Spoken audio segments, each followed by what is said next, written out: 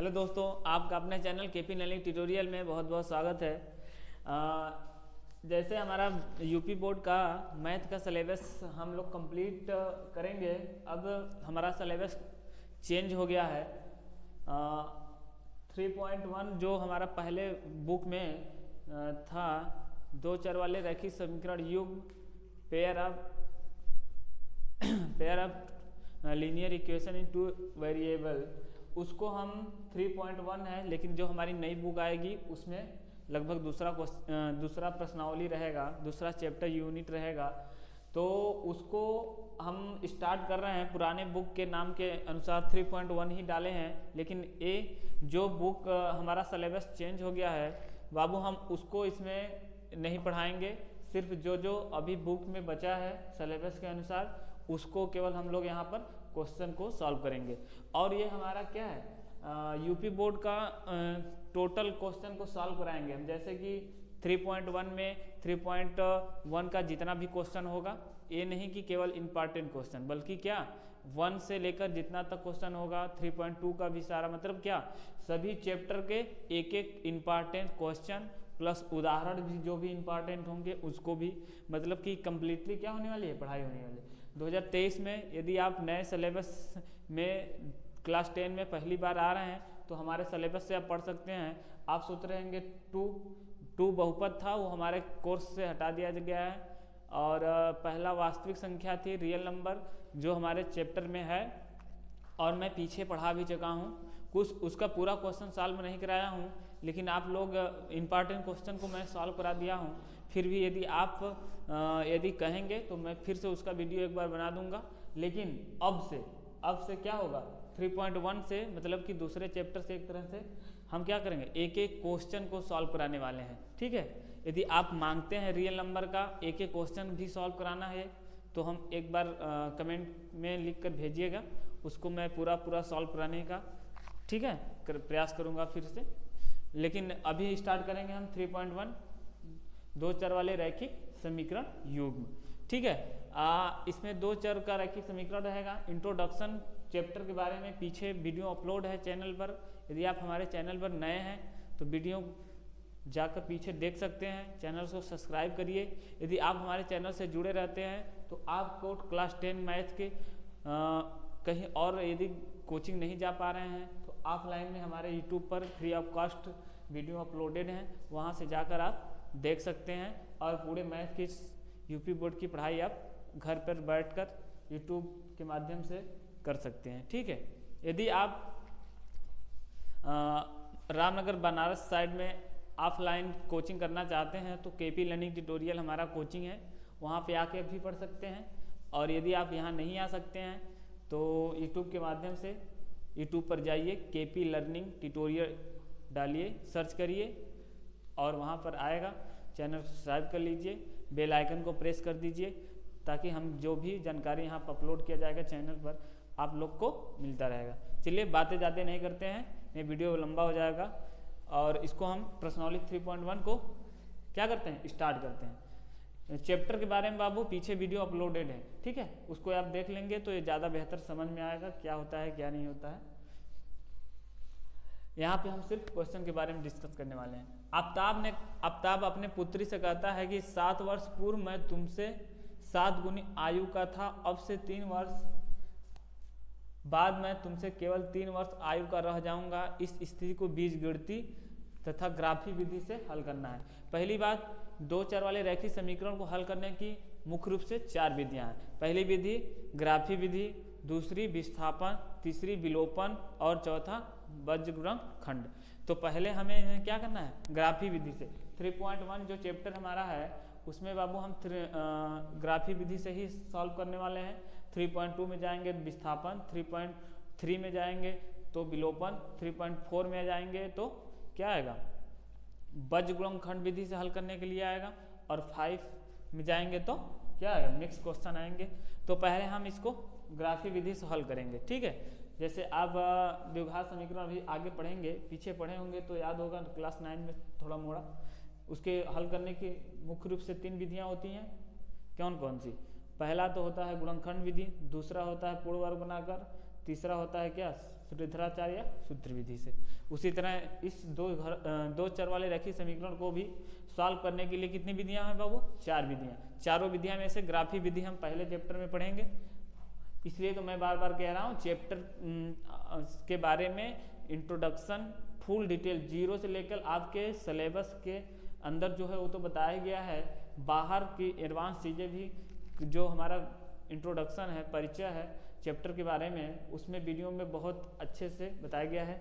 यदि आप उसको देखकर ये वीडियो देखते हैं तो और बेहतरीन आपको समझ में आने वाला है। नहीं यदि आप समझ रहे हैं तो कोई बात नहीं है फिर, लेकिन आप समझेंगे कैसे? क्लास 10 में फर्स्ट बार आए होंगे, ये पीछे ये सब क्वेश्चन नहीं पढ़े होंगे। अब एक चर वाले रैखिक समीकरण तो पढ़े होंगे, लेकिन यहाँ दो चर वाले भी पढ़े होंगे, लेकिन यहाँ पेयर में रूप में दिया रहेगा, उसको सॉल्व करना है, ठीक है? क्योंकि 2 चर है तो उसको एक समीकरण से हल कर नहीं सकते हैं आप। तो सॉल्व करते हैं इसको। आफ्ताब अपनी पुत्री से 7 वर्ष पूर्व मैं तुमसे 3 गुनी 7 अब से 3 वर्ष बाद मैं केवल 3 गुनी आयु का रह जाऊंगा, इस स्थिति को बीजगणितीय रूप में क्या होता है कहने का मतलब बेटा? बीजगणितीय रूप में मतलब क्या? एक्स वाई प्लस नंबर के साथ ऑपरेशन यानी प्लस माइनस के साथ लिख दिया जाए तो उसे बीजगणितीय रूप कहते हैं। ग्राफी विधि देखेंगे हम क्वेश्चन में। चलिए सॉल्व करते हैं। इसके सॉल्व करने के लिए मेरे पास 2 तरीके हैं, लेकिन मैं आपको सबसे सरल तरीका बताऊंगा, क्योंकि आप केपी लर्निंग ट्यूटोरियल में आए हैं तो हम आपको सरल से सरल भाषा में, सरल से सरल तरीके से, सरल से सरल बेहतरीन भाषा में आपको समझाने की कोशिश करते हैं, बेहतरीन मेथड देंगे, क्योंकि हम चाहते हैं जो हमने अपने जीवन में कठिनाइयाँ की हैं, जिस तरीके से हमने पढ़ा है उस तरह से नहीं, बल्कि आप जिस तरीके को बेहतरीन समझ सकते हैं उस तरीके से पढ़ाया जाएगा यहाँ, ठीक है? तो ऐसा जब भी क्वेश्चन आपको मिले ना, आप क्या करेंगे? इसको 3 रूप में बदल लेंगे। पहले यहाँ वर्तमान लिख लेंगे, वर्तमान आयु वर्ष में रहेगा सब, ठीक है? उसके बाद एक कॉलम बना लेंगे यहाँ पर बेटा वर्तमान के बाद, और वर्तमान आयु तो हमेशा बनाना है, और क्या बनाना है 2 कॉलम यहाँ पर, वो निर्भर करता है क्वेश्चन में किसके किसके बारे में बात की गई है। 7 वर्ष पूर्व और 3 वर्ष बाद, यानी पूर्व और बाद की बात की गई है तो 7 वर्ष यहाँ पूर्व लिख देंगे, 7 वर्ष पूर्व आयु, यहाँ पे क्या लिख देंगे? 3 वर्ष बाद, ठीक है? एक 3 कॉलम बना लेंगे हम ऐसे छोटा सा। ये बेहतरीन है, आपको थोड़ा सा अजीब सा लग रहा होगा लेकिन ये बेहतरीन है समझने के लिए। इससे आप बनाते हैं समीकरण, कभी गलत हो ही नहीं सकता। मान लेते हैं हम, क्या मान लेंगे बाबू? मान लेंगे कि उनका आयु जो क्या था प्रेजेंट टाइम में, आयु क्या है? x वर्ष है आफ्ताब की, और उसके पुत्री की आयु क्या है? y वर्ष, ठीक है? तो 7 वर्ष पूर्व कहेगा, पूर्व मतलब क्या? पीछे, पीछे तो x में से 7 घटा देंगे और इसमें भी y में से 7 घटा देंगे, तो ये आफ्ताब की आयु होगी, ये पुत्री की आयु। यहाँ लिख सकते हैं आप चाहे तो लिख देंगे, ज्यादा बेहतरीन है। ये आफ्ताब की आयु x वर्ष हम मान लेते हैं प्रेजेंट टाइम में है, और उसकी पुत्री का आयु y वर्ष। तो 7 वर्ष पूर्व की बात कर रहा है तो 7 प्रेजेंट टाइम में से 7 वर्ष पीछे जाएंगे तो 7 दोनों में से घटाएंगे। जैसे x उसका माने हैं हम क्या? प्रेजेंट टाइम का आयु। तो जैसे मान लीजिए हमारा आयु इस समय 7 वर्ष है, अरे x वर्ष है, तो हम 7 वर्ष पीछे जाएंगे तो बाबू अब से जितना आयु है उसमें 7 घटाएंगे तभी ना होगा। तो प्रेजेंट टाइम में हमने x माना है, अब उसमें 7 वर्ष पीछे जा रहे हैं तो 7 घटाएंगे, तो पुत्री की आयु और आफ्ताब दोनों की आयु में से 7 वर्ष घटाना पड़ेगा। हो गया। अब 3 वर्ष बाद की बात कर रहा है, अभी मैं समीकरण नहीं बना रहा, अभी जैसे जैसे क्वेश्चन में कह रहा है वैसे वैसे हम कर रहे हैं बस। 7 वर्ष पूर्व क्या आयु होगी यहाँ पे हमने लिख दिया। अब 3 वर्ष बाद क्या आयु होगी, ये 3 वर्ष बाद कब से कह रहा है? प्रेजेंट टाइम से, यही ना क्वेश्चन में कह रहा था। अब से 3 वर्ष बाद यानी प्रेजेंट टाइम से 3 वर्ष बाद मैं केवल 3 गुना रह जाऊंगा तुम्हारे आयु का, अपने पुत्री से आफ्ताब कहता है। तो 3 वर्ष बाद प्रेजेंट टाइम में x है, 3 वर्ष बाद कितना हो जाएगा? x plus 3। प्रेजेंट टाइम में y है, 3 वर्ष बाद कितना हो जाएगा? y प्लस 3 हो जाएगा। ठीक है। अब चाहे तो हर जगह क्या लिख सकते हैं, वर्ष लिख देंगे, क्योंकि यह क्या है, आयु है, और आयु हमेशा किस में होता है, वर्ष में ही तो होता है। अब कोई कहेगा अभी तो पैदा हुआ है, 2-4 महीने का हुआ, उसकी वर्ष में कैसे बताएंगे, उसको भी बता सकते हैं, लेकिन कम है तो महीने में ही बता देंगे। ठीक है। आप सोच रहे हैं 2 महीना का हुआ, अब वर्ष में कैसे बताएं, अरे गधा 2 में 12 से भाग दो, 12 से भाग दो भाई, तो क्या हो जाएगा, आ जाएगा कि नहीं आ जाएगा। ठीक है, छोटी छोटी बातें हैं ये।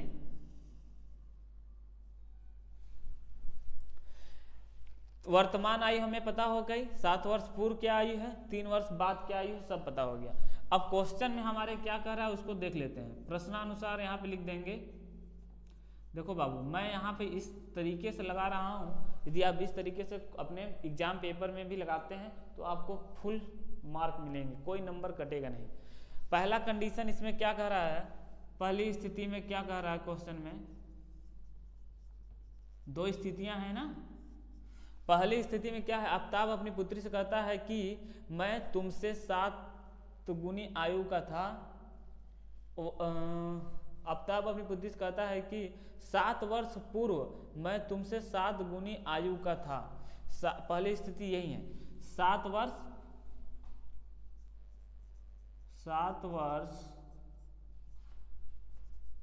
पूर्व मैं तुमसे 7 गुनी आयु का था। पहली स्थिति यही है। तो अभी कितना है, x, कहता है कि 7 वर्ष पूर्व मैं तुमसे 7 गुनी आयु का था। प्रेजेंट टाइम में x है। ठीक है, कुछ गलती हो रहा है क्या, एक बार देख लेते हैं जरा।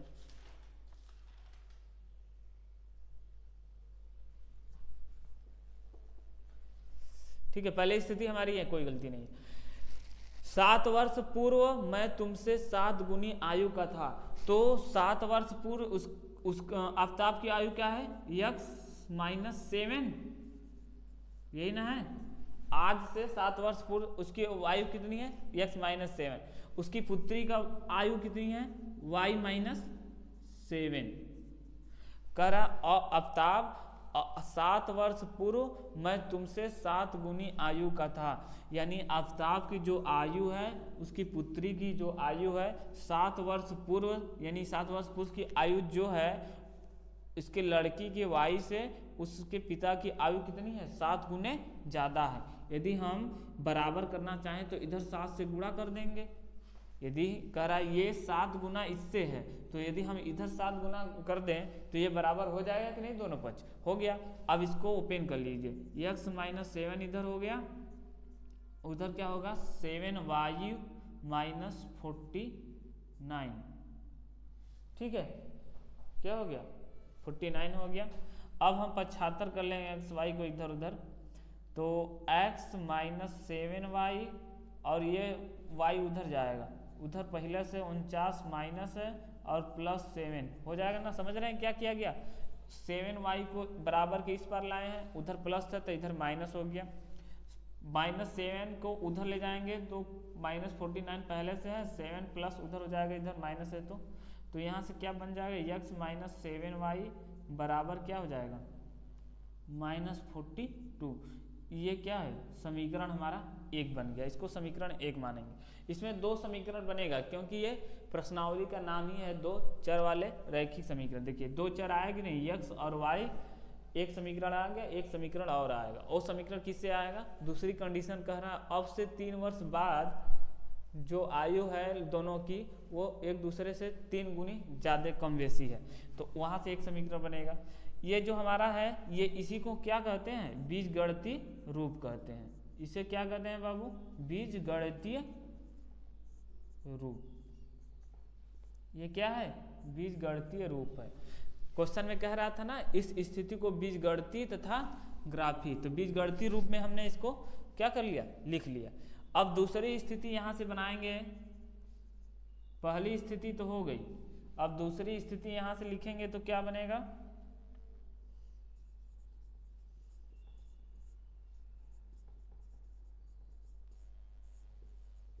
देखिए वीडियो थोड़ा लंबा होगा लेकिन लास्ट तक बने रहेंगे तो आपको बेहतरीन से समझ में आने वाला है।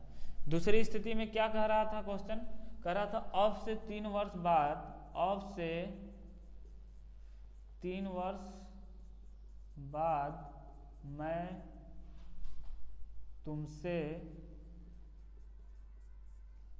तुमसे केवल 3 वर्ष आयु का रह जाऊंगा। यही नहीं कह रहा, अब से 3 वर्ष बाद में जो आयु होगी मैं तुम्हारे इस समय आयु का 3 गुना ही रह जाऊंगा। तो यहाँ से क्या समीकरण बनेगा, अब यहाँ से हम तीसरे 3 वर्ष बाद वाले वो आयु को लेंगे। जैसे यहाँ की आयु है तो यहाँ पर आफ्ताब की आयु x प्लस 3 है और उसकी पुत्री की आयु y प्लस 3 है। करा अब से दूसरी स्थिति में करा अब से 3 वर्ष बाद वाला जो आयु है एक दूसरे का 3 गुना है। ये मतलब क्या, आफ्ताब की आयु उसके पुत्री का आयु का अब 3 गुना हो जाएगा यहाँ वाले में। तो यदि हम 3 से इधर गुणा कर दें तो बराबर हो जाएगा, क्योंकि उसके पिता की आयु पुत्री की आयु से 3 गुनी है। तो इधर 3 गुना है तो यह 3 से यदि भाग दें तो इसके बराबर हो जाए, या 3 से इधर गुणा कर दें तो इसके बराबर हो जाएगा। ये तो आप समझ रहे होंगे। x प्लस 3 हो जाएगा इधर बाबू, इधर क्या होगा 3y plus 9x minus 3y बराबर 9 माइनस 3। समझ रहे हैं, 3y को हमने बराबर के इस पर लाया, उधर प्लस था इधर माइनस, प्लस 3 को बराबर के उस पर ले गया तो माइनस 3। x माइनस 3y बराबर 6 आएगा। ये समीकरण हमारा क्या हो गया, 2 हो गया। ये समीकरण 1 था, इसका बीजगणितीय रूप ये आया, और दो समीकरण 2 है, इसका ये क्या है, बीजगणितीय रूप है। क्या है बाबू, बीजगणितीय रूप। बीजगणितीय रूप यही है, ठीक है। हमने कहा था x y और नंबर के साथ जब उन्हें ऑपरेट कर लिया जाता है, लिख लिया जाता है किससे, प्लस माइनस सिंबल के साथ, तो क्या हो जाता है, उसका बीजगणितीय रूप है। एक समीकरण हमारा एक हो गया, ये दूसरा हो गया ये।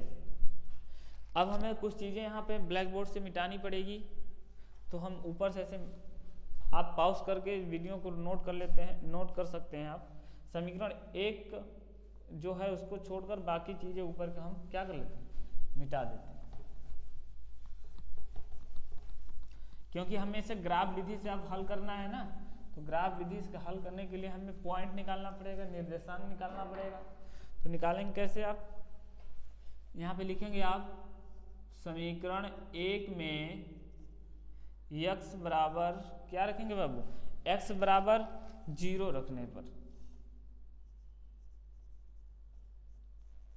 क्या रखने पर, x बराबर 0 रखने पर आप कहेंगे x का मान हम 0 ही रखेंगे और कुछ नहीं रख सकते, कुछ भी रख सकते हैं आप क्या रख सकते हैं, कुछ भी रख सकते हैं। हमने 0 इसलिए रखा है क्योंकि इसका जो भी मान निकलेगा, x y का मान जितना कम आएगा, छोटा नंबर आएगा, उतना ज़्यादा बेहतरीन है। ये क्यों है अभी आपको समझ में आएगी, वीडियो के लास्ट तक बस बने रहिए।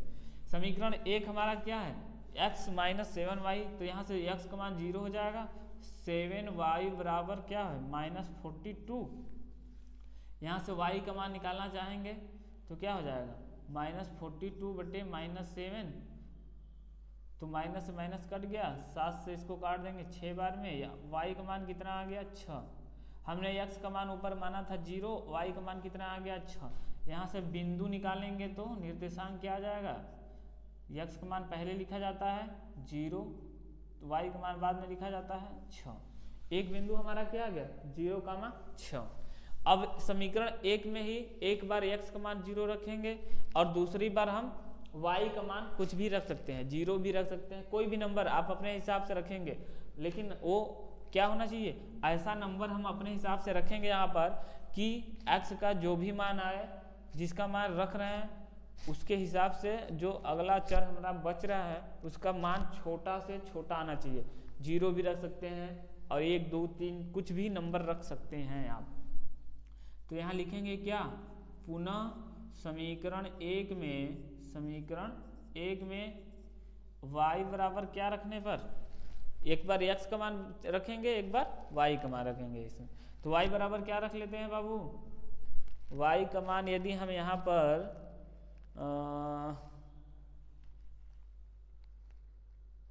0 रख देते, नहीं 0 रख देंगे तो बहुत ज़्यादा आ जाएगा। y का मान यदि हम समीकरण में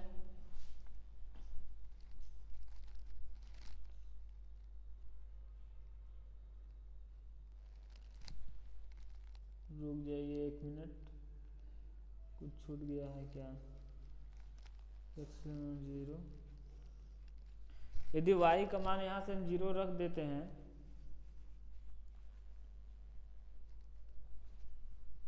यदि y का मान हमें जहाँ 0 रखेंगे तो कोई दिक्कत नहीं है। लेकिन y का मान यदि हम यहाँ क्या रखें, y का मान यहाँ पर यदि हम 6 रख देते हैं, y का मान यदि हम 6 रख देंगे यहाँ पर, तो हमारा समीकरण छोटा से छोटा हल हो गया आएगा। ठीक है, तो हम इसे छोटा से छोटा हल करने के लिए y बराबर 6 रख देते हैं, तो 6 से 42 हो जाएगा, यहाँ पर 42 प्लस हो जाएगा, नहीं x का मान तो निकलेगा ही।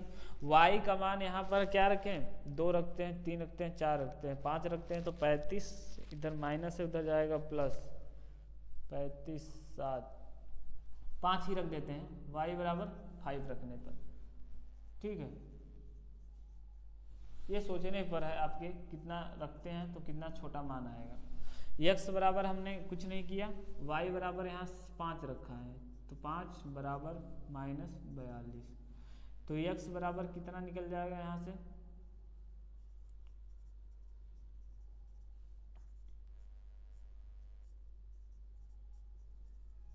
इतना आ जाएगा। इतना तो आप सब कैलकुलेशन समझ में आ रहा होगा। 42 में से 35 घटा देंगे तो कितना बचेगा, 7 माइनस, यही ना बचेगा। यहाँ पे हमारा क्या हो गया, x का मान भी निकल गया, y का मान तो हमने रखा ही था। तो यहाँ से एक बिंदु निकल के आएगा आपका, क्या निकल के आने वाला है, यहाँ से आपका बिंदु निकल जाएगा -7,5, यही ना है समीकरण में। तो हमारा समीकरण 1 से 2 बिंदु निकलेंगे। यहाँ पे हमें करना क्या है, मिला जुला के 2 समीकरण रहेंगे, दोनों समीकरण से एक एक बिंदु निकालेंगे। एक बिंदु इससे एक समीकरण से 2 बिंदु, एक यहाँ निकला है, एक यहाँ निकला है, एक बिंदु हो गया। अब समीकरण 2 से भी हम इसी तरह क्या निकालेंगे, 2 बिंदु निकालेंगे। तो यहाँ लिखेंगे आप क्या, समीकरण, अब 2 की बारी आ गई, समीकरण 2 में रख देते हैं, सीधे मान रखते हैं। समीकरण 2 में x बराबर क्या रखने पर, x बराबर 0 रखने पर, तो यहाँ से समीकरण क्या हो जाएगा, x माइनस 0, 3y बराबर 6, तो y बराबर क्या निकल के आएगा यहाँ से, 6/-3 काट देंगे 2, y का मान कितना आ गया, -2। तो x का मान पहले रखते हैं यहाँ पर, बिंदु यहाँ से क्या निकलेगा बाबू, x का मान 0 हो गया, y का मान -2 हो गया, ये बिंदु आ गया। अब पुनः समीकरण इसमें फिर से रखेंगे y का मान, एक बार x का मान रखेंगे, एक बार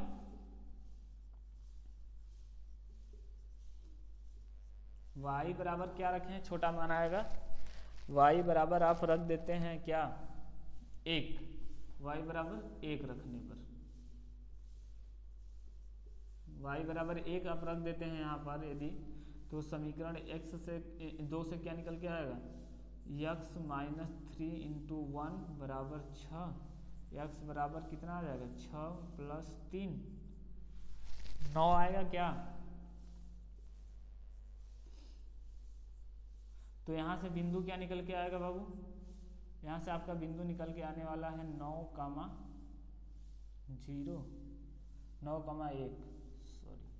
9,1, दोनों समीकरण से 2 बिंदु निकल के आ गए हमारे। एक बिंदु यहाँ था, दूसरा बिंदु इस समीकरण से यहाँ, पहले वाले दूसरे समीकरण से एक बिंदु यहाँ, दूसरा बिंदु यहाँ, 9,1 और 0,2। अब इसे ग्राफीय विधि से हल करने के लिए हमें क्या करना पड़ेगा, कुछ चीजें यहाँ पर मिटानी पड़ेगी। यहाँ पे हम इसको रफ कर लेते हैं। निर्देशांक ज्यामिति आज आप पढ़े होंगे, इसमें आप ऐसे पढ़ते हैं यह क्या होता है, वाई अक्ष होता है, इधर होता है वाई अक्ष का डैश यानी माइनस वाला पक्ष, और यह इधर होता है एक्स अक्ष, इधर प्लस होता है, इधर एक्स डैश यानी माइनस होता है। ठीक है, आप इतना लिख लेंगे। यहाँ पे अक्षर भी लिख सकते हैं। इसमें क्या करना है, यदि हम इस बिंदु को इसमें दर्शाना चाहें, पहले समीकरण का 0,6 अधिकतम संख्या कितनी है हमारे पास, पूर्णांक 9 है, तो यानी 9 तक हम इसमें पहले लाइन बना लेते हैं सभी अक्ष पर। 1 2 3 4 5 6 7 8 9, ऊपर भी बना लेंगे 1 2 3 4 5 6 7 8 9, इधर भी 1 2 3 4 5 6 7 8 9, 1 2 3 4 5 6 7 8 9। हमने क्या किया है, बस यहाँ पे बिंदु हमारे निकल के आ गए थे, हमने सबको क्या किया, इस अक्ष पर इस बिंदु को दिखाने के लिए अधिकतम संख्या यहाँ 9 ही क्यों लिए हैं, दूसरा नंबर क्यों नहीं लिए हैं, क्योंकि हमारा अधिकतम नंबर क्या है, 9 ही है, अधिकतम नंबर 9 तक ही पॉइंट जा सकता है, इसलिए हम इसको नंबरिंग कर दिए। पहले समीकरण से हमारा बिंदु क्या है, 0,6, 0 x का मान 0 तो 0 तो यही रह जाएगा, y का मान 6 प्लस है तो ऊपर जाएगा, तो 6 कहाँ गए, 1 2 3 4 5 6, यहाँ पे जो निकल के आने वाला है ये क्या है हमारा, ये हमारा है 0,6। क्या है बाबू, यहाँ पे हमारा पॉइंट क्या बनने वाला है, 0,6 यहाँ पर। ठीक है, और दूसरा पॉइंट हमारा यहाँ से क्या निकल के आया था, -7,5, x का मान -7, तो 1 2 3 4 5 6 7, यही ना होगा, 7 यहाँ होगा, तो यहाँ पर -7 है और y का मान 5, तो नीचे वाले पर होगा कि ऊपर वाले, ऊपर वाले पर होगा, 1 2 3 4 5, तो यहाँ से इसको डस्ट कर लीजिए और यहाँ तक, क्योंकि यहाँ पे तो आएगा -7,5, हमारा जो बिंदु होगा ये यहाँ पर होगा। पहला बिंदु हमारा यहाँ आया था, यदि हम इसको ऐसे मिला देते हैं ना, थोड़ा तीखा उखा हो जा रहा है, तिरछा हो जा रहा है, लेकिन यदि आप इसको मिलाते हैं तो पहले समीकरण के देख रहे हैं बिंदु प्राप्त हो गया, पहला बिंदु ये था, दूसरा बिंदु यहाँ, ये दोनों बिंदुओं को आपस में मिला देंगे तो यहाँ से जो रेखा बन रही है, रेखा का समीकरण ही क्या होगा, इस वाले समीकरण होगा। समीकरण क्या, इसका नाम रख देते हैं x - 7y बराबर -42। ये दोनों बिंदुओं को आपस में मिलाते हैं तो ये समीकरण बन जाएगा। दूसरे समीकरण से दो बिंदु निकले हैं, उनको भी इस पे दर्शा लेते हैं। पहला बिंदु है 0,-2, x का मान 0 तो यहीं पे रह जाएगा, और y का मान -2 यानी कहाँ आएगा, इस पे आएगा नीचे की तरफ, क्योंकि -2 है तो नीचे होगा y अक्ष पर, तो यहाँ पे क्या होगा 0,-2, ये बिंदु हो गया। दूसरा बिंदु है 9,1, x का मान 9 यानी प्लस की तरफ, 1 2 3 4 5 6 7 8 9, देखिए इसीलिए मैं इसको क्या किया था, 9 तक ले गया था। यदि मैं कम करता, ज़्यादा भी कर सकते हैं, लेकिन कम करता तो 9 आता ही नहीं, इसलिए हर पे 9 डॉट लाइन खींचा था, तो 9 तक आ गया, यहाँ पे 9 हो गया। और y का मान 1 कहाँ है, यहाँ पे है।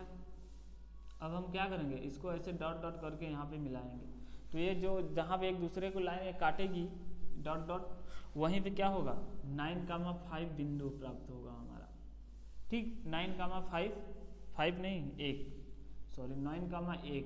ठीक, अब हमारा एक बिंदु यहाँ था, दूसरे समीकरण एक बिंदु यहाँ है, इस दोनों बिंदुओं को आपस में मिला देते हैं यदि हम, तो जो यहाँ पे रेखा समीकरण बन रहा है वो रेखा समीकरण क्या होगा, यही वाला समीकरण होगा। यहाँ पे क्या समीकरण आया था हमारा, समीकरण 2 हमारा आया था बाबू x - 3y ना, x - 3y बराबर 6, यही ना समीकरण 2 था, मिट गया है लेकिन यही होगा। तो बीज गणितीय रूप में हमने यहाँ पे ऐसे दिखा दिया था, दूसरा समीकरण यहाँ पे हमारा था वो मिट गया है, 3y + 6 बराबर 2। इसका बीजगणितीय रूप ये है, इसका बीजगणितीय रूप ये है, ठीक है। और ग्राफी विधि पर हमने इसको क्या किया, दर्शा के आपको दिखा दिए, ठीक है। इस तरह से समीकरण क्वेश्चन नंबर 1 हमारा क्या हुआ, कंप्लीट हो गया। अब क्वेश्चन नंबर क्या करेंगे, क्वेश्चन नंबर 2 की तरफ चलेंगे, ठीक है। क्वेश्चन नंबर 2 की तरफ चलने से पहले हम इसको रब करेंगे, ठीक। क्वेश्चन नंबर 2 है 3.1 प्रश्नावली का ही, कह रहा है क्रिकेट टीम के कोच ने 3900 रुपये में 3 बल्ले 6 गेंद खरीदा, बाद में उसने एक और बल्ला और उसी प्रकार की 3 गेंदें खरीदी। इस स्थिति को बीजगणितीय तथा ग्राफी रूप में क्या करना है, व्यक्त करना है, ठीक है। तो पहले हम क्या करेंगे, मान लेंगे क्या, एक गेंद, क्योंकि यहाँ बल्लों की संख्या गेंदों की संख्या दी है, लेकिन उसके क रुपया को कितना बल्ला और क रुपया में कितना गेंद है ये नहीं दिया गया है। यदि हम उसको मान लेते हैं तो यहाँ हमें पैसे का पता चल जाएगा। माना क्या, माना यहाँ पे लिख देंगे आप, माना एक बल्ला तथा एक गेंद का मूल्य क्रमशः x तथा y रुपया है, ठीक है। एक गेंद और एक बल्ले का दाम हमने यहाँ x और y मान लिया है। तो पहले स्थिति में क्या कह रहा है, दूसरे 2 स्थितियां हैं ना यहाँ पे, 3 बल्ला 6 गेंद और बाद में उसी ने 1 बल्ला और 3 गेंद फिर खरीदा। दोनों का हम दाम जोड़ लेते हैं।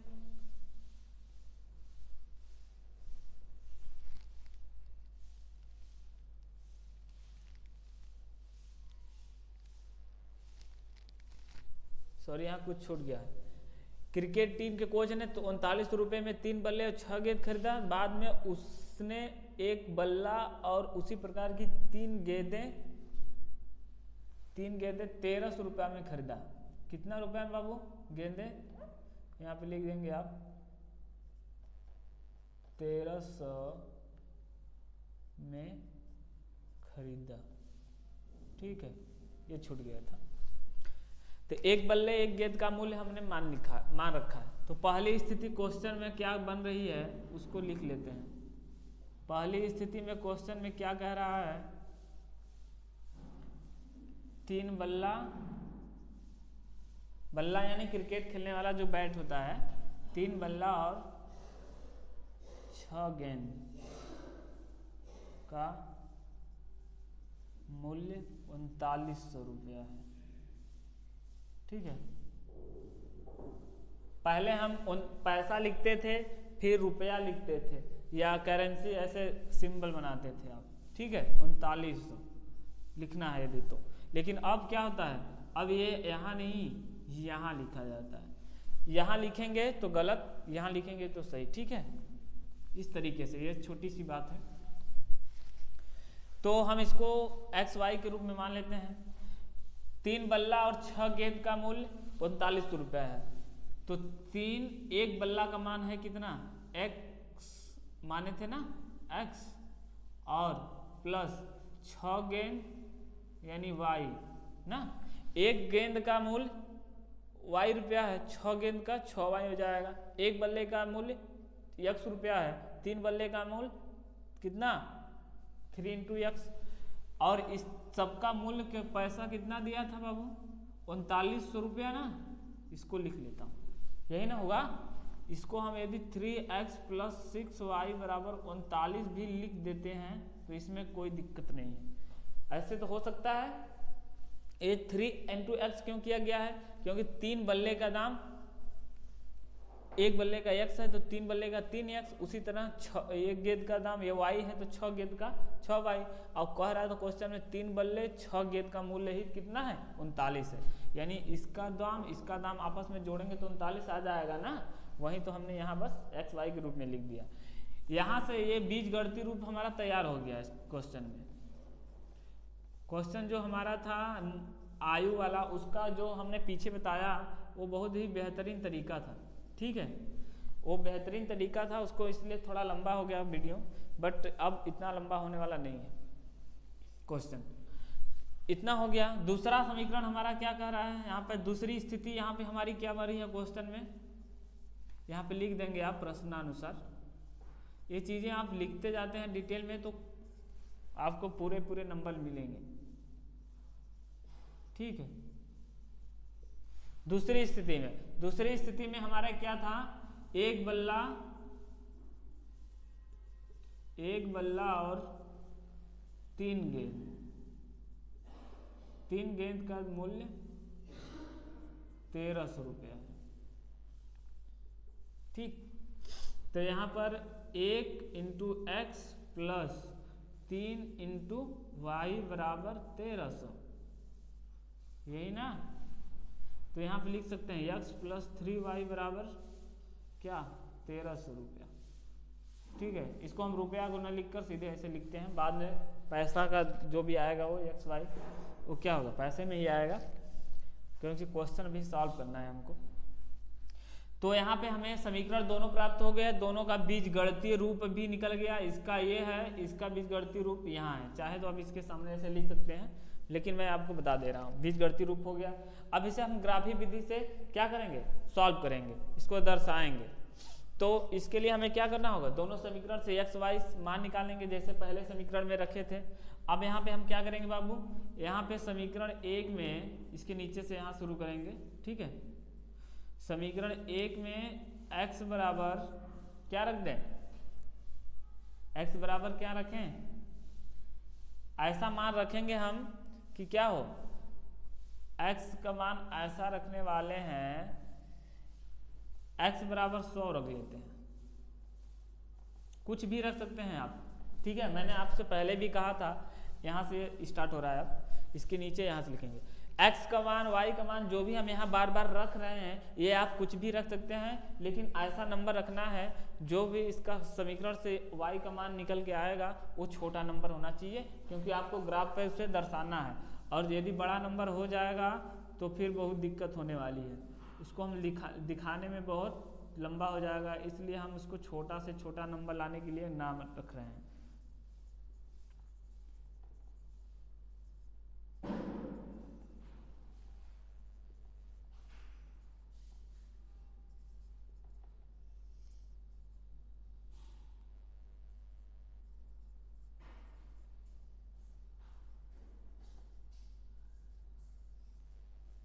यहाँ पे बिंदु क्या निकल के आ जाएगा, इससे हमने y का मान यहाँ से निकाल लेंगे x का मान रखकर, तो बिंदु निकल के आ जाएगा बाबू 100, x का मान पहले रखे थे, x का मान हमने 100 माना, y का मान कितना आया 600, एक बिंदु निकल के आ गया। अब इसी समीकरण से हम दूसरा बिंदु निकालेंगे, उसके लिए हमें क्या करना होगा, बाबू, वो इस बार y का मान रखेंगे इसमें। तो पुनः समीकरण यहाँ पे लिख देंगे, पुनः समीकरण 1 में y बराबर इस बार रखेंगे। अब y का मान इसमें आप सोचिए क्या रखा जाए कि x का मान सबसे छोटा है, क्या रखेंगे, 500 रख दें, चलिए 500 रख देते हैं। मैं बार बार कह रहा हूँ आप कुछ भी रख सकते हैं, बस यहाँ पर आपको ये ध्यान देना है कि समीकरण का जो भी मान आए वो छोटा ही छोटा रहे, ठीक है। y बराबर 500 रखने पर समीकरण 1 में बाबू तो क्या हो जाएगा, कुछ भी रख सकते हैं आप अपने हिसाब से, तो 3x बराबर हो जाएगा 3900 माइनस 3000, तो 3x बराबर कितना निकल के आएगा बाबू 900, ठीक। तो x बराबर यहाँ से निकालना चाहेंगे आप, कितना आ जाएगा 300, तो x का मान हमारा आ गया और y का मान हमने यहाँ रखा था। अब यहाँ से बिंदु क्या निकल के आएगा बेटा, बिंदु निकल के आ जाएगा 300, 500, क्योंकि हमें जो मान एक तो मान रखे हैं, दूसरा मान निकल के आया, तो वही यहाँ से बिंदु तैयार हो गया। समीकरण 1 से हमारे 2 बिंदु निकल आ गए और समीकरण 1 हमारा यहाँ है। अब समीकरण 2 जो हमारा है उससे भी 2 बिंदुआ निकालेंगे यहाँ पर आप। तो समीकरण 2 हमारा ये है, इस वाले से यहाँ से यहाँ, इसके नीचे से यहाँ से मैं लगाना शुरू किया हूँ, आप यहाँ लगाएंगे फिर यहाँ लगाएंगे क्वेश्चन को, ठीक है। ये आपको ऐसे दिखाया गया है कि इधर के बाद इधर है। समीकरण 2 में हम उसी तरह से 2 बिंदु निकालेंगे। समीकरण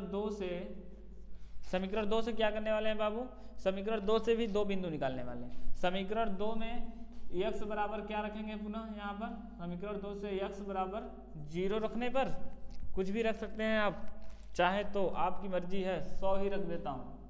100 रखेंगे तो सॉल्व हो जाएगा आसानी से। तो क्या हो जाएगा यहाँ पर 100 प्लस 3y बराबर 1300, ठीक है। तो 3y यहाँ से आप जब निकालेंगे बाबू तो कितना हो जाएगा 1300 माइनस 100, यानी y बराबर यहाँ से 3y बराबर क्या निकल के आएगा 1200। y बराबर निकालना चाहेंगे आप तो क्या होगा 1200 में से 3 भाग दे देंगे तो y का मान क्या निकल के आने वाला है 400 निकल के आने वाला है। आ गया ना, यहाँ से एक बिंदु निकल के आ गया, वो बिंदु का नाम क्या है, x का मान पहले रखते हैं वो हो जाएगा 100, y का मान बाद में रखते हैं वो हो जाएगा 400। समीकरण 2 से एक बिंदु निकल गया, दूसरा बिंदु फिर इसी से निकालेंगे हम, तो उसके लिए पुनः क्या करना पड़ेगा, इसमें इस बार x का मान रखे थे, इस बार y का मान रखेंगे। तो पुनः समीकरण 2 में y बराबर क्या रखें, सोचिए और देखिए कमाल। यहाँ पर y बराबर ऐसा रखेंगे कि x का मान छोटा आए। y का मान यदि हम यहाँ पर क्या रख देते हैं, y का मान यदि हम यहाँ पर 3 रख देते हैं, 300, ठीक है, 3 नहीं केवल 300 रखें तो क्या हो जाएगा बाबू x प्लस 3 इंटू वाई। समीकरण 2 हमारा यही है, देख रहे हैं आप। 3y का मान क्या रखेंगे 300 बराबर 1300। तो यहाँ से x बराबर क्या निकल के आने वाला है 1300 माइनस इधर 300 में 3 से गुणा कर देंगे तो 900 हो जाएगा, यानी 900 उस पर जाएगा, प्लस है इधर, उस पर जाएगा तो 900 माइनस हो जाएगा ना। इधर 1300 था हमने लिख दिया, ये 300 3 से मल्टीप्लाई हो के 900 हो गया था, 900 हो गया था, वो बराबर के उस पर जाएगा तो 900 माइनस। अब यहाँ से x की वैल्यू निकालेंगे आप तो कितना आएगा 400 आएगा ना बाबू। जब 400 आएगा x की वैल्यू तो बिंदु निकल गया। बिंदु क्या हो जाएगा, यहाँ से x का मान पहले रखते हैं, y का मान बाद में रखते हैं और ये हो जाएगा पॉइंट। दोनों समीकरण से 2 बिंदु निकल के आ गए। अब हम क्या करेंगे, अब हम ग्राफ पर इसको दर्शा देंगे। ग्राफ पे दर्शाने के लिए क्या करना पड़ेगा, कुछ चीजें मिटानी पड़ेगी। आप इसे नोट कर लीजिए, ठीक है। क्वेश्चन यहाँ से स्टार्ट हुआ था, यहाँ गया, फिर यहाँ से स्टार्ट हुआ, यहाँ खत्म, फिर उसके बाद यहाँ से है, वो वाली नहीं, यहाँ पुनः जहाँ लिखा है यहाँ से यहाँ, फिर उसके नीचे यहाँ से यहाँ। मैं बाकी चीजें यहाँ पर मिटाता हूँ, ठीक है। समीकरण 1 2 रहने देंगे, बाकी चीजें अंदर मिटा देता हूँ। आप वीडियो को पॉज करके देख सकते हैं, लिख सकते हैं, नोट कर सकते हैं आप।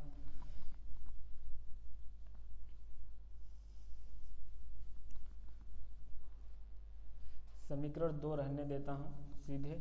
समीकरण 1 और 2 आप लिखे होंगे, मैं यहाँ लिख दे रहा हूँ समीकरण दोनों को एक साथ। यहाँ तक हो गया होगा आप, तो यहाँ से नोट करेंगे आप, ठीक है। समीकरण 1 मैं यहाँ से लिख देता हूँ।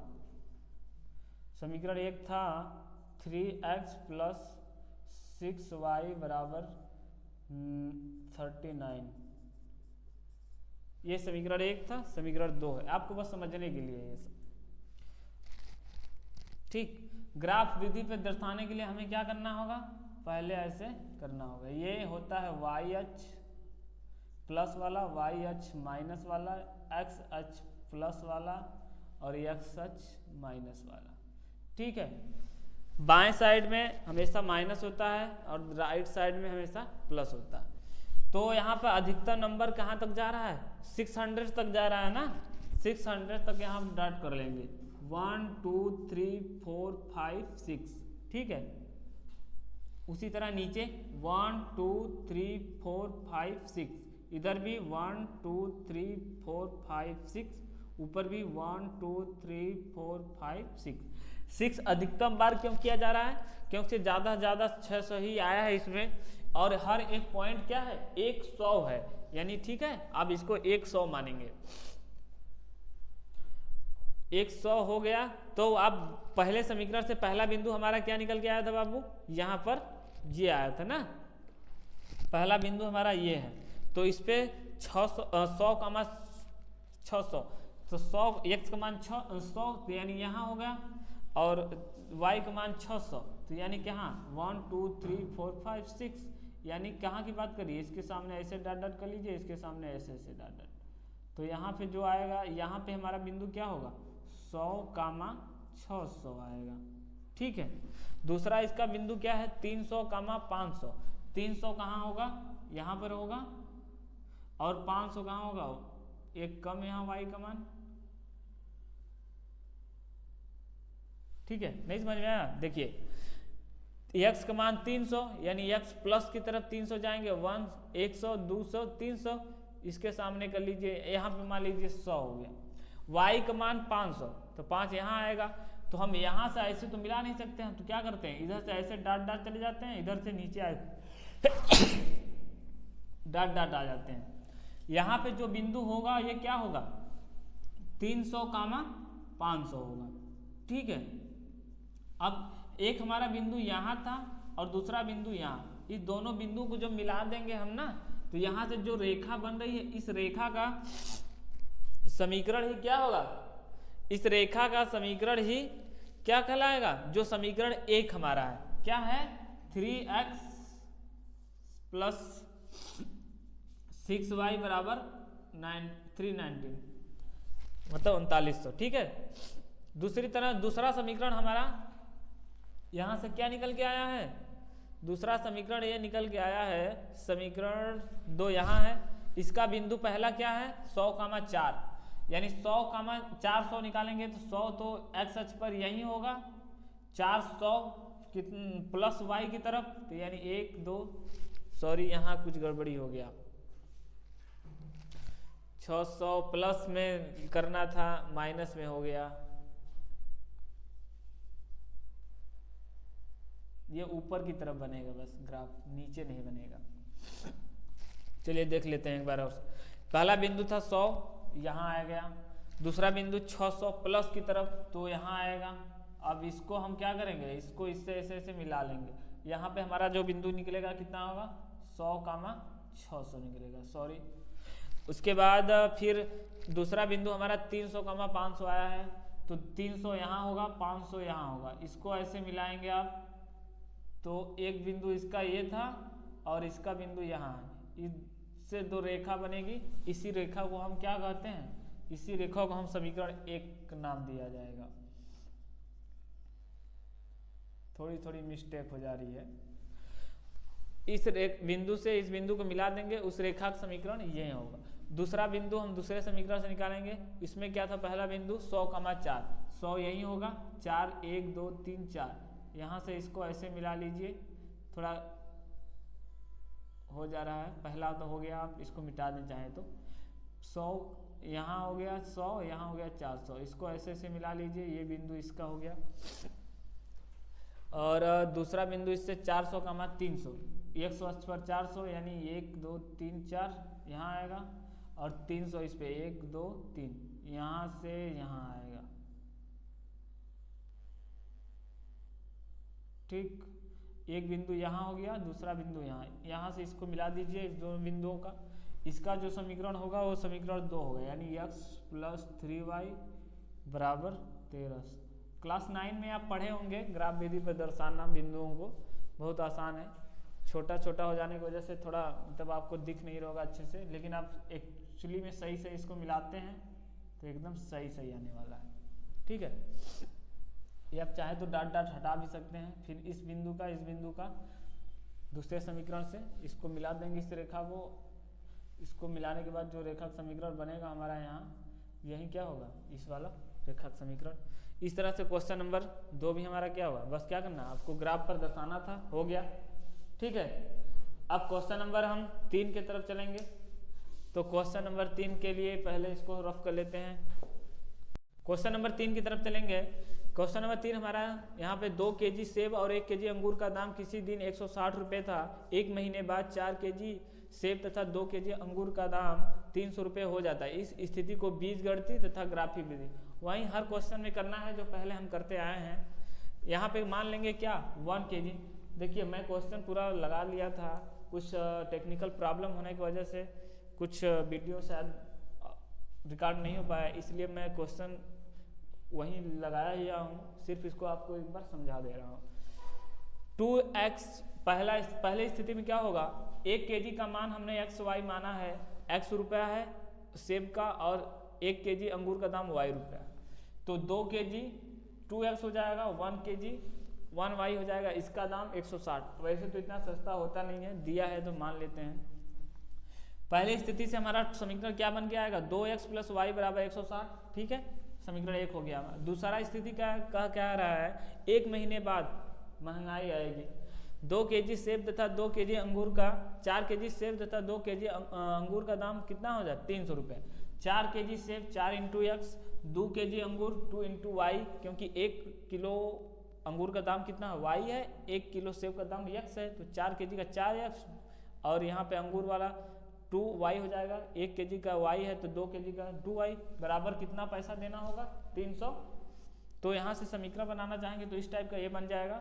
अब समीकरण 1 में हम क्या करते हैं, बारी बारी से x y का मान है। समीकरण 1 में यदि हम x का मान 50 रखते हैं, सॉल्व करेंगे तो y का मान भी 50 आएगा, तो बिंदु निकलेगा क्या हो जाएगा 50 का मान 50, क्योंकि x का मान पहले y का मान बाद में। अब यहाँ पे ये समीकरण ये समीकरण 2 से है, समीकरण 1 पहले बताना था आपको। समीकरण 1 इधर है, समीकरण 1 में हम क्या रखेंगे, x का मान 50 रखेंगे तो y का मान 60 आएगा। यहाँ से हल कर लेंगे, जो देख लीजिए 2 × 50 प्लस y बराबर इतना, तो y को 75 करेंगे तो y बराबर 60 आएगा, बिंदु निकल के आएगा 50 का मान 60। समीकरण 1 में फिर y का मान, एक बार x का मान 50 रखते हैं तो एक बार y का मान कुछ भी रख सकते हैं आप, यहाँ x y कुछ भी रख सकते हैं, आपके अपने हिसाब से है, लेकिन जो भी मान रखेंगे ये देखते हुए रखेंगे कि हमारा जो दूसरा मान हो छोटा है, प्लस वो हमेशा पूर्ण नंबर आना चाहिए, पूर्णांक आना चाहिए, न कि बटे में आ जाए, ठीक है, क्योंकि ग्राफ विधि पर उसको दर्शाने में फिर दिक्कत होगा। तो ये दूसरा बिंदु, यहाँ पे y का मान 100 रखते हैं तो दूसरा x का मान क्या आ जाएगा 30। यहाँ से बिंदु क्या निकल के आएगा बाबू 30 का मान 100। समीकरण 1 से 2 बिंदु हमें प्राप्त हो गए। अब समीकरण 2 में चलते हैं। समीकरण 2 में x बराबर भी 50 रखिए यहाँ पर, तो y बराबर कितना आएगा 50, तो बिंदु कितना होगा 50 का मान 50। समीकरण 2 में पुनः y का मान भी एक बार रखेंगे, क्योंकि एक बार x और एक बार y, तो एक बार y का मान 50 जब यहाँ रखेंगे आप तो इतना हो जाएगा, और x का मान भी फिर से वही आने वाला है, कितना आने वाला है, कितना आने वाला है 50 का मान 50।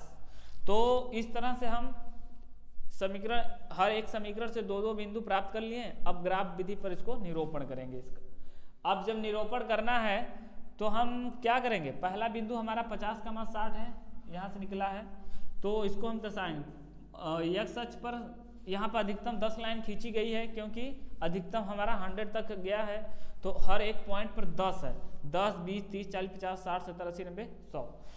इस तरह से हमें पहला बिंदु क्या प्राप्त हो रहा था 50 का मान 60। x अक्ष पर 50, 1 2 3 4 5 धाम 50 हो गया। y अक्ष पर 60, तो 1 2 3 4 5 6 बार जाएंगे बाबू तो 60 हो जाएगा। तो यहाँ से डैश कर लीजिए, यहाँ से डैश कर लीजिए, यहाँ पे जो बिंदु प्राप्त होगा वो 50 का मान 60 होगा। उसी तरफ समीकरण 1 से दूसरा बिंदु 30 का मान 100 प्राप्त हुआ है, तो 30 यानी यहाँ होगा x अक्ष पर, y का मान 100 यानी यहाँ। अब यहाँ से इसको डैश करके इसको ऐसे मिला लेंगे, ठीक। यहाँ समीकरण जो बिंदु प्राप्त है ये 30 का मान 100 है, यहाँ पे क्या है 50 का मान 60। ये जो समीकरण एक दोनों बिंदुओं को मिलाने पर जो ये रेखा बन रहा है, इसी रेखा को समीकरण 1 कहा गया है, ठीक है, ठीक है, कहा गया है। अब दूसरे समीकरण में चलते हैं बाबू। दूसरा समीकरण हमारा है ये, और इससे पहला बिंदु निकल गया है 50 का मान 50। 50 का मान 50 का मतलब क्या, y अक्ष पर भी 50 पॉइंट जाएंगे और x अक्ष पर भी 50। तो 1 2 3 4 5 यहाँ पे आ रहा है, ठीक है। ये चाहें तो आप मिटा सकते हैं, समझने के लिए बस किया गया है, ऐसे करने पे यहाँ पहुँचेगा। दूसरा समीकरण से x अक्ष का मान 50 और y अक्ष पर भी 50, 1 2 3 4 5, तो यहाँ से इसको डैश करके यहाँ से इसको मिला लीजिए, ये 50,50 है, और दूसरा बिंदु भी इसका कितना है, यही बन रहा है, तो यही बिंदु है दूसरा भी। यदि हम इस बिंदु से इस बिंदु को मिलाएंगे तो कोई बिंदु तो बनेगा नहीं, एक सिर्फ बिंदु रहेगा। दोनों स्थिति में 50,50 ही आ रहा है हमारा, तो हम क्या करेंगे, एक बिंदु हमारा ये है, एक रेखा ये है, इस रेखा का समीकरण एक तरह से क्या होगा, ये बिंदु ही केवल है, क्योंकि दोनों पॉइंट एक ही जगह मिल रहे हैं, तो ये बिंदु ही इस क्या होगा, एक बिंदु तो एक रेखा का समीकरण होता नहीं है। यदि मान अलग अलग यहाँ रखते हैं तो अलग थोड़ा दूसरा आएगा, तो यहाँ से यहाँ पे दूसरा बिंदु भी 50,50 इसी जगह आ जा रहा है। तो यहाँ पे जो सही सही ग्राफ बनाएंगे आप, तो यदि इस रेखा को ऐसे समांतर करेंगे ना, मतलब खींचेंगे, तो इस रेखा के ये क्या है, समांतर ही आने वाला है। तो हमारा यहाँ से क्या है, इस वाला जो रेखा का समीकरण होगा, समीकरण 2 4x + 2y = 300, ठीक। यानी एक रेखा का समीकरण यहाँ से निकल जाएगा। यदि 50,50 नहीं लाना चाहते हैं आप, तो क्या करिए, यहाँ से x का मान एक कोई चेंज करेंगे, दूसरा मान आ जाएगा, दोनों पॉइंट हमें प्राप्त होने लगेंगे, ठीक है। दोनों स्थिति में हमारा दोनों एक ही बन रहा है, वो भी दोनों प्लस ही बन रहा है, तो यहीं पे मान लेंगे हम। ग्राफ निरूपण ये हो गया, बीजगणितीय रूप आप तो यह देख ही रहे हैं, पहला समीकरण का बीजगणितीय रूप ये है, दूसरा समीकरण का बीजगणितीय रूप ये मान लीजिए, चाहे ये मान लीजिए, दोनों एक ही है। इस तरह से क्वेश्चन नंबर कंप्लीट हो गया 3 तक हमारे, और हमारा प्रश्नावली 3.1 भी क्या हो गया, कंप्लीट हो गया। अब हम अगले नेक्स्ट वीडियो में 3.2 लेकर आएंगे आपको, ठीक। 3.2 वीडियो के लास्ट तक देखने के लिए धन्यवाद। केपी लर्निंग ट्यूटोरियल से जुड़े रहने के लिए धन्यवाद। क्वेश्चन नंबर 3 की तरफ चलेंगे। क्वेश्चन नंबर 3 हमारा यहाँ पे 2 kg सेब और 1 kg अंगूर का दाम किसी दिन 160 रुपये था, 1 महीने बाद 4 kg सेब तथा 2 kg अंगूर का दाम 300 रुपये हो जाता है। इस स्थिति को बीजगणितीय तथा ग्राफिक विधि, वहीं हर क्वेश्चन में करना है जो पहले हम करते आए हैं। यहाँ पे मान लेंगे क्या, 1 kg। देखिए मैं क्वेश्चन पूरा लगा लिया था, कुछ टेक्निकल प्रॉब्लम होने की वजह से कुछ वीडियो शायद रिकॉर्ड नहीं हो पाया, इसलिए मैं क्वेश्चन वहीं लगाया ही हूँ, सिर्फ इसको आपको एक बार समझा दे रहा हूँ।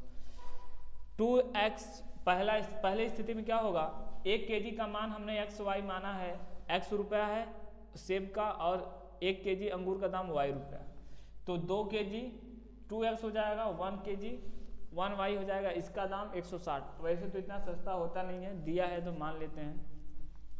पहले स्थिति से हमारा समीकरण क्या बन के आएगा, 2x + y = 160, ठीक है, समीकरण 1 हो गया। दूसरा स्थिति क्या कह रहा है, 1 महीने बाद महंगाई आएगी, 2 kg सेब तथा 2 kg अंगूर का, 4 kg सेब तथा 2 kg अंगूर का दाम कितना हो जाए, 300 रुपये। 4 kg सेब 4 × x, 2 kg अंगूर 2 × y, क्योंकि 1 किलो अंगूर का दाम कितना है, y है, 1 किलो सेब का दाम x है, तो 4 kg का 4x, और यहाँ पे अंगूर वाला 2y हो जाएगा, 1 kg का y है तो 2 kg का 2y, बराबर कितना पैसा देना होगा, 300। तो यहाँ से समीकरण बनाना चाहेंगे तो इस टाइप का ये बन जाएगा। अब समीकरण 1 में हम क्या करते हैं, बारी बारी से x y का मान है। समीकरण 1 में यदि हम x का मान 50 रखते हैं, सॉल्व करेंगे तो y का मान भी 50 आएगा, तो बिंदु निकलेगा क्या हो जाएगा, 50, क्योंकि x का मान पहले, y का मान बाद में। अब यहाँ पे ये समीकरण ये समीकरण 2 से है, समीकरण 1 पहले बताना था आपको। समीकरण 1 इधर है, समीकरण 1 में हम क्या रखेंगे, x का मान 50 रखेंगे तो y का मान 60 आएगा। यहाँ से हल कर लेंगे, जो देख लीजिए 2 × 50 प्लस y बराबर इतना, तो y को 75 करेंगे तो y बराबर 60 आएगा, बिंदु निकल के आएगा 50 का मान 60। समीकरण 1 में फिर y का मान, एक बार x का मान 50 रखते हैं तो एक बार y का मान कुछ भी रख सकते हैं आप, यहाँ x y कुछ भी रख सकते हैं, आपके अपने हिसाब से है, लेकिन जो भी मान रखेंगे ये देखते हुए रखेंगे कि हमारा जो दूसरा मान हो छोटा है, प्लस वो हमेशा पूर्ण नंबर आना चाहिए, पूर्णांक आना चाहिए, न कि बटे में आ जाए, ठीक है, क्योंकि ग्राफ विधि पर उसको दर्शाने में फिर दिक्कत होगा। तो ये दूसरा बिंदु, यहाँ पे y का मान 100 रखते हैं तो दूसरा x का मान क्या आ जाएगा, 30। यहाँ से बिंदु क्या निकल के आएगा बाबू, 30, 100। समीकरण 1 से 2 बिंदु हमें प्राप्त हो गए। अब समीकरण 2 में चलते हैं। समीकरण 2 में x बराबर भी 50 रखिए यहाँ पर, तो y बराबर कितना आएगा 50। तो बिंदु कितना होगा 50 का मान 50। समीकरण 2 में पुनः y का मान भी एक बार रखेंगे, क्योंकि एक बार x और एक बार y। तो एक बार y का मान 50 जब यहाँ रखेंगे आप तो इतना हो जाएगा, और x का मान भी फिर से वही आने वाला है। कितना आने वाला है, कितना आने वाला है 50 का मान 50। तो इस तरह से हम समीकरण, हर एक समीकरण से दो दो बिंदु प्राप्त कर लिए। अब ग्राफ विधि पर इसको निरूपण करेंगे। इसका अब जब निरूपण करना है तो हम क्या करेंगे, पहला बिंदु हमारा 50 का मान 60 है, यहाँ से निकला है, तो इसको हम दर्शाएंगे। x अक्ष पर यहाँ पर अधिकतम 10 लाइन खींची गई है, क्योंकि अधिकतम हमारा 100 तक गया है, तो हर एक पॉइंट पर 10 है। 10, 20, 30, 40, 50, 60, 70, 80, 90, 100। इस तरह से हमें पहला बिंदु क्या प्राप्त हो रहा था 50 का 60। x अक्ष पर 50, 1 2 3 4 5, 5 धाम 50 हो गया। y अक्ष पर 60, 1 2 3 4 5 6 बार जाएंगे बाबू तो 60 हो जाएगा। तो यहाँ से डैश कर लीजिए, यहाँ से डैश कर लीजिए, यहाँ पे जो बिंदु प्राप्त होगा वो 50 का 60 होगा। उसी तरफ समीकरण 1 से दूसरा बिंदु 30 का 100 प्राप्त हुआ है, तो 30 यानी यहाँ होगा x अक्ष पर, y का मान 100 यानी यहाँ। अब यहाँ से इसको डैश करके इसको ऐसे मिला लेंगे, ठीक। यहाँ समीकरण जो बिंदु प्राप्त है ये 30 का 100 है, यहाँ पे क्या है 50 का 60। ये जो समीकरण, ये दोनों बिंदुओं को मिलाने पर जो ये रेखा बन रहा है, इसी रेखा को समीकरण 1 कहा गया है। ठीक है, ठीक है, कहा गया है। अब दूसरे समीकरण में चलते हैं बाबू। दूसरा समीकरण हमारा है ये, और इससे पहला बिंदु निकल गया है 50 का 50। 50 का 50 का मतलब क्या, y अक्ष पर भी 50 पॉइंट जाएंगे और x अक्ष पर भी 50। तो 1 2 3 4 5 यहाँ पे आ रहा है, ठीक है। ये चाहें तो आप मिटा सकते हैं, समझने के लिए बस किया गया है, ऐसे करने पे यहाँ पहुँचेगा। दूसरा समीकरण से x अक्ष का मान 50 और y अक्ष पर भी 50, 1 2 3 4 5। तो यहाँ से इसको डैश करके यहाँ से इसको मिला लीजिए। ये 50 का 50 है, और दूसरा बिंदु भी इसका कितना है, यही बन रहा है। तो यही बिंदु है दूसरा भी। यदि हम इस बिंदु से इस बिंदु को मिलाएंगे तो कोई बिंदु तो बनेगा नहीं, एक सिर्फ बिंदु रहेगा। दोनों स्थिति में 50 का 50 ही आ रहा है हमारा। तो हम क्या करेंगे, एक बिंदु हमारा ये है, एक रेखा ये है।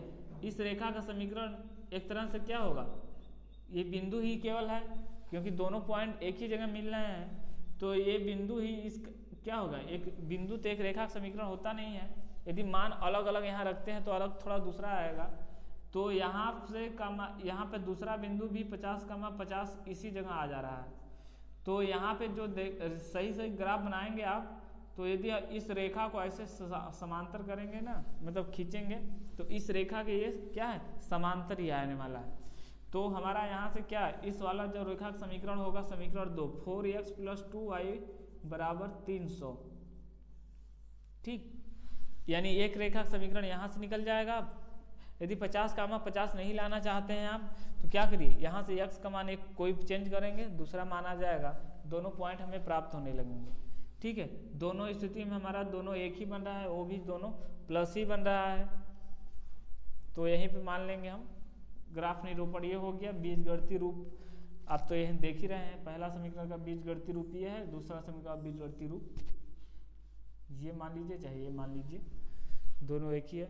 इस तरह से क्वेश्चन नंबर कंप्लीट हो गए 3 तक हमारे, और हमारा प्रश्नावली 3.1 भी क्या हो गया, कंप्लीट हो गया। अब हम अगले नेक्स्ट वीडियो में 3.2 लेकर आएंगे आपको, ठीक। 3.2 वीडियो के लास्ट तक देखने के लिए धन्यवाद। केपी लर्निंग ट्यूटोरियल से जुड़े रहने के लिए धन्यवाद।